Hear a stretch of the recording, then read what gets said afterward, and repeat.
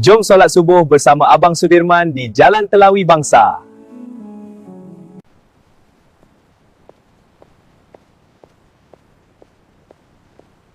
Wah, dah berubahlah dekat Jalan Liku Bangsa ni. Dulu lain, sekarang lain. Abang Sudirman sekarang dekat Balai Berita TV3 berwajah baru.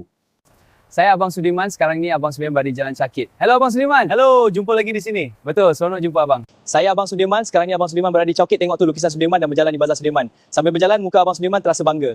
Saya Abang Sudirman. Walaupun Abang Sudirman sudah tiada, namun peminat Abang Sudirman mesti ingat lagu Cakit Road. Salam semua Abang Sudirman, selesai rakaman lagu Hari Raya seperti balik kampung, selamat Hari Raya dan dari jauh kupohonkan ampun maaf. Sekarang sudah pukul 7 malam, lagi 30 minit nak berbuka puas sambil berjalan menuju ke restoran KFC. Sekarang ini sudah masuk waktu berbuka puasa, jangan lupa baca doa makan sambil pegang ayam goreng dan pegang gelas air Coca-Cola untuk diminum.